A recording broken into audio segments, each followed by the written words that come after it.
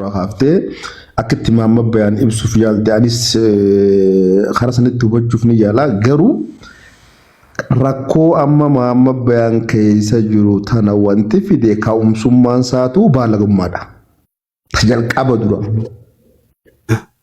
بالغ ماتو أوفي صدركا خناتي وما سوداد أبوتو نما خناسينجي أمانتي سايجيرا شو كابا جرو hanqa sadarkaa rabbi arrabsuutti gahuun namtichi maraatee huccuun darbin nama kana bololaatu waan kana godhe malee abadan sammuu waan akka taateeti miti jawwe akkami beeyta dhiifama afaanis qaba akkami beeyta akka sammuu isaa keessa hin jirtu ani isaaf dubbachuuf miti beek personally haasa'u jira akkami beeyta how do you know amma duraas godhee jira maaliif ummata kana burjaajii sun feesisa oromoo tiktooktaraatu gowwoomsa malee raanyaannee fi oromoo gowwoomsu jira saayinsii kanaan amantii guddoo amantii kabajaa qabdu amantii uummanni guddaan kun hordofu xiqqeessuun sirrii miti yoo hayaaddaniif taate namatti ergaa fayyaa fi maraataa isaa addaan baasaa bakka inni jirutti yoo san ta'uwaatti immoo biyya seerii yeroo keessatti amantii namaa balleessuutti jira namtichi ani tuqaata kan qabu jeetiin fudhadha uummanni keenyas bifa kanaan fudhachuu danda'u qabu.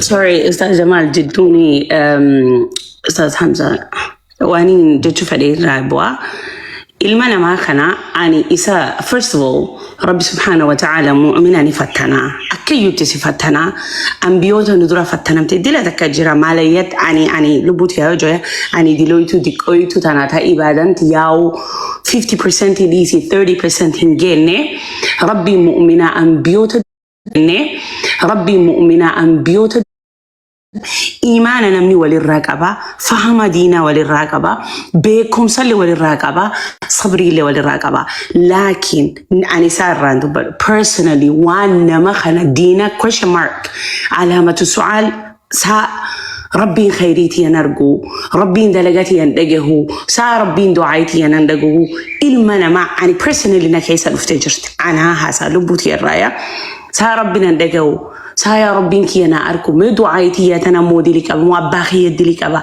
هنغانا إفقافة لتوكا جيرو تانا خيسان جرا أما وقت هادركا ما تفيدي إلمنا ما لا أكاشي أمزان فهميك أبو تم فهمينك أبو maybe إيمانك هي ضعيفة إيمانك أفهمتي sometimes نمنينا ما نما مراتشا نما أتي دين الربا واسويتا نمني إفجيسا نمني يو بولي قول أميك يا سمالي بولي قول أمي لبونا ما بهاني بينا especially وربيا فرنجي جرو نمني يو تبون اتدول دمتي يو خاج تبون تكو إرد ديمتي نمني خندي دات أبا إلمنا ما ولا رجبين يا كبا I am tired of tired دات سنو دات جي نمني دات بيخا عن دات وحاجة أما وقتي هذا كان وانين دات جرا وان دات سن دات درجة لما فكرت راجع شو نمني وان دات it's a second stage صدف مع الرجعة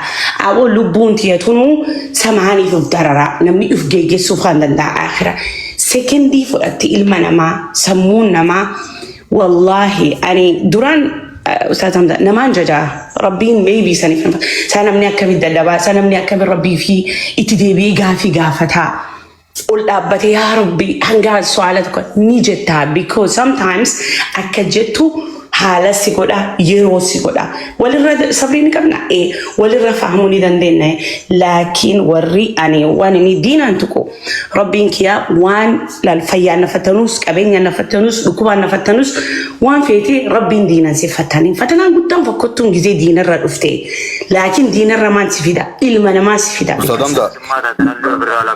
أستاذ دا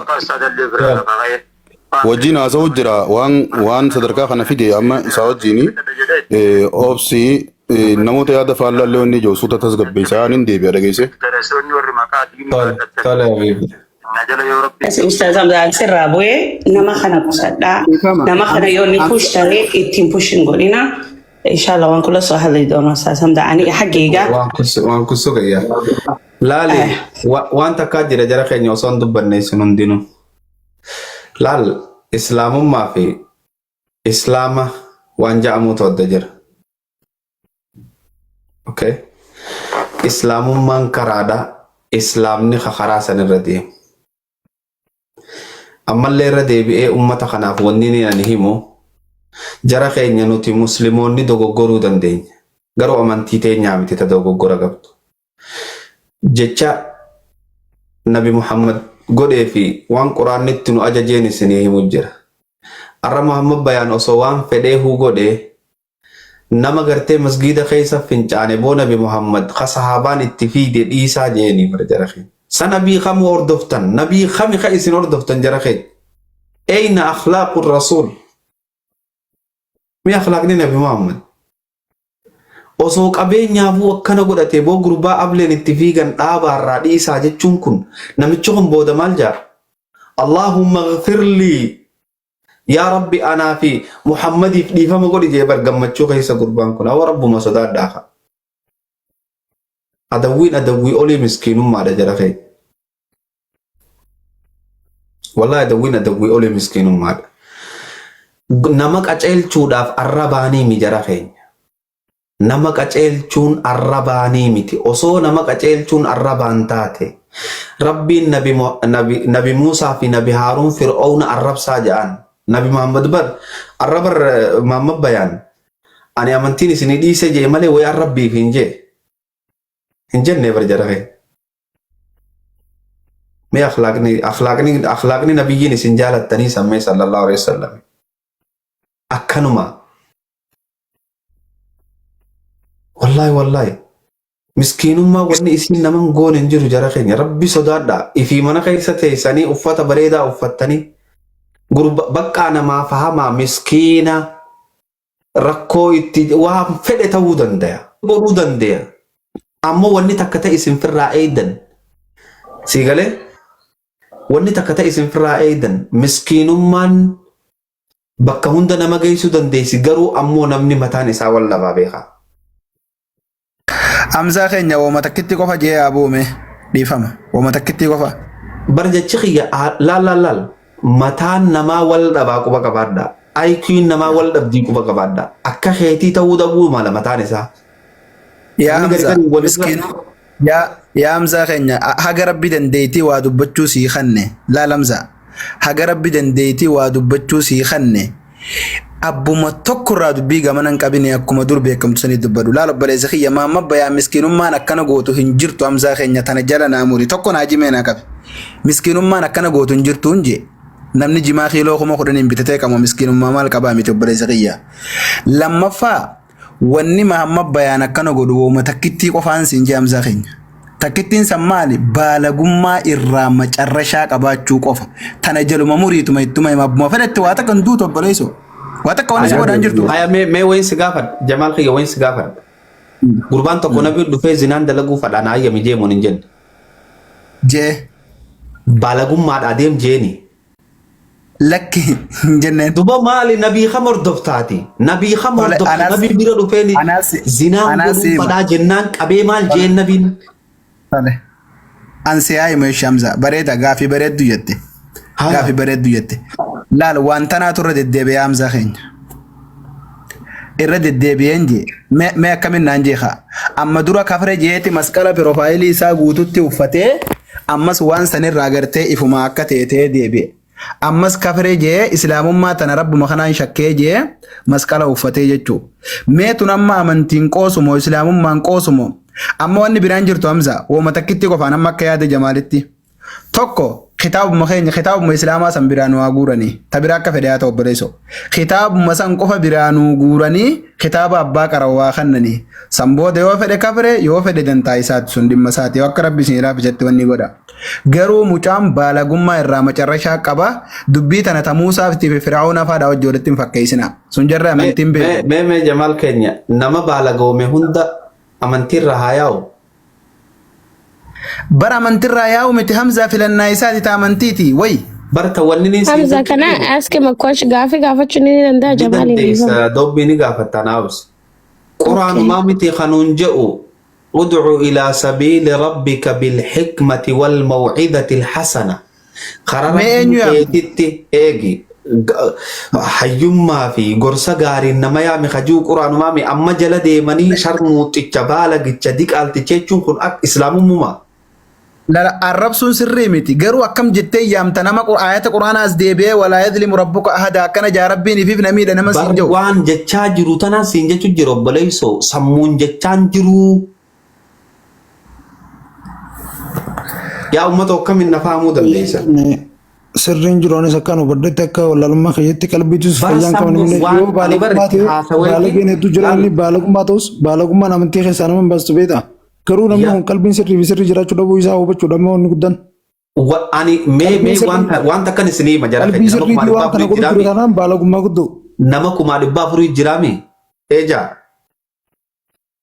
wallahi wanta kan garantii isinii qabadhee isinii hima maaliin anja mamma bayaan ni dhufa ni hidhama bakka dawaa geeffama fuun anjaa kuno wanti akka walaalummaa keessatti hubadde wanni biraata kan jiru bakka dawaatti buusan bakka qalbii wal'aansaa fayyaatiin waan kana godhu jiru yoo ta'e baalagummaadhaan jee fufurradha akka keessatti yoo qalbii fayyaatiin waan kana godhu jiraatu ta'e. Lakkii Abo Hamza Shejjaa Bires Feridamis warra asirra jirtan kun hundinuu maamma bayaan mana hidhaa galee haa ta'u booti maal taatan Gaafadhuuni please gaafii sanii Hamza. gaafadhu jawwee garuu mana hidhaa galee haa ta'u mucaan xiqqoo hidhamu xiqqoo hiriftii Ta duraan dursa mee yeroo takka naasonni please dhiifama wajjii. Salaamu alaikum warahmatullahi wabarakatuh. Ani wanni gaafachuu barbaadu waa takka achumaanis waan jedhu jedheeti san booda isin jala gabbu'a. Wanni jechuu barbaadu tokkoffaa gaafiini ati yeroo ammaa kanatti akka jamaaliiti akka ilma namaa tokkotti akka ilma namaatitti basic human akka nama ta'ee tokkotti isa kana gargaaru jirtamoo isa kana kanarra deebisu jirtamoo isa kana gorsu jirtamoo what are you doing like situation inni amma keessa jiru kana daranuu itti jabeessu jirtamoo baalagomtee hirtaa maalii jirta jechi ati jettu kun uyyuu trigger isa godhaa jechuudha. Maalii jirta ati mataan kee isa kana akkam godhu jirtame? Tole deequma takka gaafuma gabaabinni maanin si deebisa dubbii teenya laal naaf maamma bayaan eenyuma caalaa saahiba dubbii Hamzaan ni beeka immoo tana gubbas waliin turre walii gallee wanni nama itti jiru tokko iriftuma sammuu akka taatuuf isumaa yaaduudhaaf osoo bilbilli kun harkaa fuudhamee xiqqoo mana hidhaa ture ni wayyaawaa waan jedhu yaada qaba akka kiyyetti. Jamal beektaa namni yoonii fi stress ta'e akka lubbuu gurraattii tana ifkan. Kanaafuu jeebar. Okay, akka saayiba tokkotti Ustaaza uummanni bulii namni yoo ta'e ifachiisuu danda'a. no araarsa qoya guuta akka please Mana dhiifama. hidhaa caalaa obboleessa keenya kana wallaan nuti irra furmaata. Okay guys wait yeroo takka dhiifama wajji. Wallaansa fayyaa isaa Okay Jamal naa deebistee galatoom ulfaadhe. Gaafii takkaan si qaba. Ati akka saayibaatitti akka nama isatti dhiyaatu takkatti isa kana jecha afaan isaatii bahu yeroo itti ilaaltu keessan jirtu. Maaliif ati turra fayyaa qaba. You understand me? Ati yeroo kanatti namni sammuu nagee ati yaadu jiru si waan ta'eef akka saayiba takkaatitti isa dhiyaattee wanni irra jirtu kun kara dandeessu isa kana sossobattee as deebisitu irra si dhiyaatamoo atis nama wajjin itti duulu jiru kana wajjin yoo itti duulte namni humboru yoo ka'eetiin ni fajjeese wanni isin himattaniif wanni isin jettan ni jira. Hin jiru jechuudha. Kanaafuu nin fixadha please. Nin fixadha qoy. Ni deebista. So kana waan ta'eef there's something called Hamza Shejabir. You know exactly what I should do. There's something called cyberbullying waan jedhamu jira hin. Rabbi sodaadha. Cyberbullying jechuun online gubbatti namni bully si godheeti akka ati lubbuu ta'e sana jibbitee if rarraastee Rabbii miti namummaa keessaallee lubbuu teetillee rabbiinis wadhabdu kasi godhuu jechuudha. This is happening all over the addunyaa. Addunyaa faranjii biyya keessa jiru kanattillee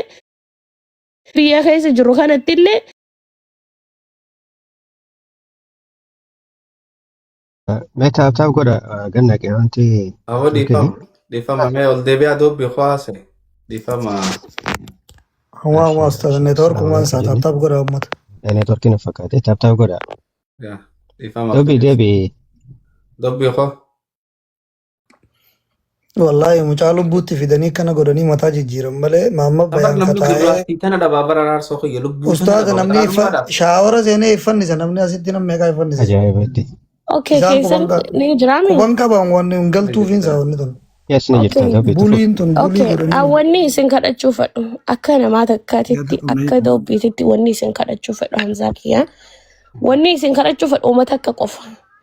Akka nama qaraatii qabuuf akka nama dura jiru takkattii fi akka dooktoraaf profeesara waan kana barate waa'ee dhukkuba dhiphina depressionii maalii kana please namni kenna ijji irraa cufaadha.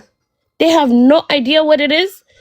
Yoo ati maraatti daranuu si maraachuuf jecha hin taaneef akka hin taane baalagummaa fi maali jedhanii daranuu maraatuu ati keessa jirtu san akkasitti dabalu akka ati firarraastu akka ati lubbuu tana jibbitu si godhanii jechuudha. Our people need to be aware of this. Please, yoo rabbiin sodaattan namaa miti. Waan birootuu taa'imii birootuu asirrattuu gubutti jirra. Waan hin taaneef arraba jala teenneetiin taaptaappiif koppiliin sheer godhu jirra. Waan kanarratti osoo nuu dalaydanii namni kenna self-aware waan jedhamu san hin qabu. Depressionii maali jettee osoo gaafatte namni sii himu hin jiru. Dhiphinni sammuu maali jettee yoo gaafatte namni sii himu hin jiru. Dhiphinna sammuu kana eenyu fida. Cyberbullying, you guys are doing that to people. Obboleessi keenya reefuu maal jedhe wanni kun itti deddeebi'ee jedhe yeroo takkaa miti yeroo lama miti of course wanni deddeebi'u jiruu fi ummata keenyatu ummata waan kana hin beekne ummata keenyatu waan kana waan irraa hin beekneef push wal godhanii arra isaa boru nama birooti anas ta'uu danda'a jechuudha. Like miidiyaa kana gubbaa yoo dhufte hawaasa keenya wajjin jiraachuuf hawaasa keenya wajjin haasa'uuf you have to have 7 skinny like qaama torba qabaachuu qabda. Yoo qaama torba hin qabaanne miidiyaa kana gubbaa dhuftee nama keenya wajjiniin haasaa irraa ba'i. Qaama torba yoo hin qabaanne yoo namni jecha takka siin jedhe kaamenti takka yoo namni sii barreesse nama maraatu jira. Nama saniin guyyaan isaa tolu jira. Nama guyyaan isaa saniin badu jira. Please dhaabaa waan akkana. Wallaalumma yoo qabaattan wallaalumma kanarraa if baasa rabbi sodaadha namaa miti. Lubbuun nama takka anama dhufee Hamzaadhaan jecha takka jedhe yoo Hamzaan sababa kiyyatti fajjeese rabbi anas isa irraa gaafataa jechuudha. Gabi, can I add something to you over there? For somebody who's been bullied for 1 month now, 1 freaking month, that bullying, let's translate what bully is. Cyberbullying. Cyberbullying is a serious, and our people undermined the damage, the mental health that can cause you. Our people